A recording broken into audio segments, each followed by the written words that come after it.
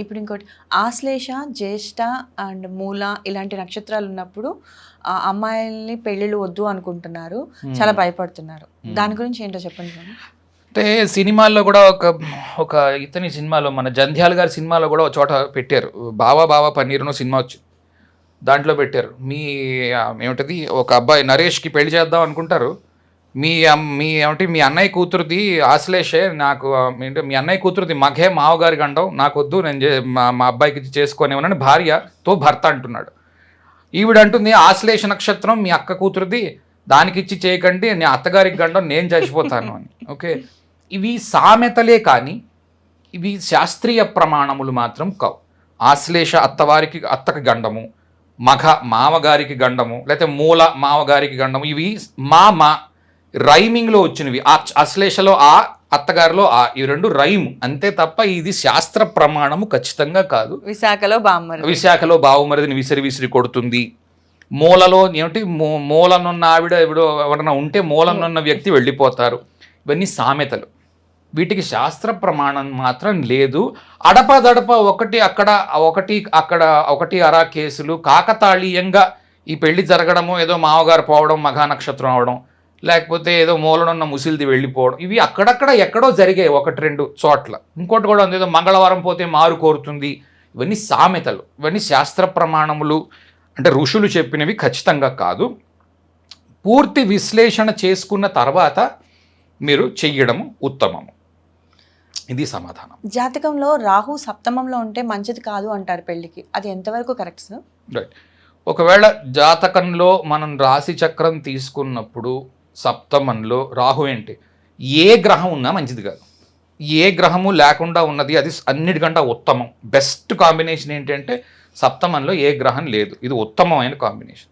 సప్తమంలో గ్రహము ఉన్నది, ఇప్పుడు అది చెప్పినట్లు మనం వినాలి. సప్తమంలో ఏ గ్రహం ఉన్నదో దాని చెప్తున్నట్టు మనం వినాలి. అందులోని నక్షత్రము, అది ఏ నక్షత్రం మీద ఉన్నది, ఏ గ్రహమై ఉన్నది, ఏమి కోరుకుంటున్నది, ఇవి కొన్ని లిస్ట్ ఆఫ్ రిక్వైర్మెంట్స్ ఉంటాయి. కనుక రాహు ఉంటే తప్పు, లేకపోతే శని ఉంటే తప్పు, కుజుడు ఉంటే తప్పు, గురువు ఉంటే మామూలు కంటే ఎక్కువ, ఇవి కొన్ని ఉన్నాయి అక్కడ ఇక్కడ ప్రబలయి, కానీ నిజం మాత్రం కావు. పూర్తి జాతక విశ్లేషణ చెయ్యండి. ఒక్కోసారి రాహు ఉన్నా ఏమీ ప్రమాదం కనబడలేదు, ఒక్కోసారి బుధుడు వంటి గ్రహం ఉన్నప్పుడు చాలా పెద్ద ప్రమాదం వచ్చినట్టుగా కనిపించడము. ఉదాహరణకు చెప్తాను, రాహు ఉంది, అతను పెద్ద బిజినెస్ మ్యాన్ అనుకుందాం, భర్త. ఇప్పుడు అమ్మాయి జాతకము సప్తమంలో రాహు ఉన్నాడు, పెద్ద బిజినెస్ మ్యాన్, రోజుకో ఊరు తిరుగుతున్నాడు. అప్పుడు రాహు ఉంది, అలా బ్రహ్మాండంగా ఉంది, ఏమీ ప్రాబ్లం లేదు. ఓకే, అలా కాకుండా ఏదో బుధుడు ఉన్నాడు, ఒకటే వేరే ఎవరితోనూ అఫేర్ ఉందని అనుమానం కానీ, లేకపోతే చిన్నపిల్లల మనస్తత్వం చూడండి.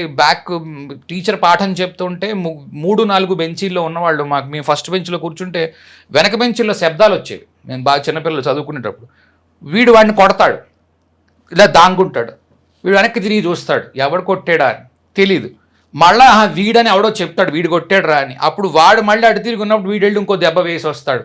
ఇది బుధుడి యొక్క ప్రవృత్తి. ఈ బుధ ప్రవృత్తి వల్ల నువ్వో దెబ్బ కొట్టావా, నేనో దెబ్బ కొడతాను, ఇలా కొట్టుకుంటూ పోతూ ఉంటే అప్పటికి ఎండ్ ఉండదు. నేను ఒక దెబ్బ పైన ఉండాలి అనుకున్నప్పుడు మర్కరీ అది ఎక్కువ ప్రమాదం. కనుక ఏదో రాహు ఉంటే చెడ్డది, బుధుడు ఉంటే మంచిది అని చెప్పలేము.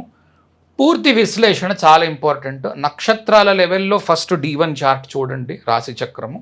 నక్షత్రాల వీడియోలు నేను చాలా విస్తారంగా చాలా క్లియర్గా చేశాను ఎగ్జాంపుల్స్. దాని తర్వాత నవాంశ చూడండి, దశ చూడండి. ఈ మూడిట్లోని ఇబ్బంది లేకుండా ఉండి వెళ్ళిపోయేవి ఉన్నాయి, లేకపోతే ఇబ్బంది ఉంటే మూడిట్లోని చూపిస్తుంది. అదే అడ్వాంటేజ్. ఫర్ ఎగ్జాంపుల్, పలానా వారికి గొడవ రాబోతోంది అన్నది మనకు తెలుస్తుంది ఎప్పుడు అంటే అది D1లోని కనిపిస్తుంది, D9లోని కనిపిస్తుంది, దశలోని కనిపిస్తుంది. అలా కనిపించకుండా ఉండే అవకాశమే లేదు. అలా కనబడట్లేదు అని అంటే కనుక నువ్వు చూడడం నీకు చేత కాలేదు. దానికి నేను ఇదిలో మీరు ఎవరికి ఏం చెప్పక్కర్లేదు. నా ఛానల్ చూస్తున్నట్టు నా ఛానల్ ఓపెన్ చేయండి, చాలా క్లియర్గా నేను అన్నీ మెన్షన్ చేసి పెట్టాను. ఫలానా విషయాలు ఉన్నప్పుడు డివోర్స్ వస్తుంది, అవి ఖచ్చితంగా సరిపోతున్నాయి, 100% వస్తాయి దాంట్లో.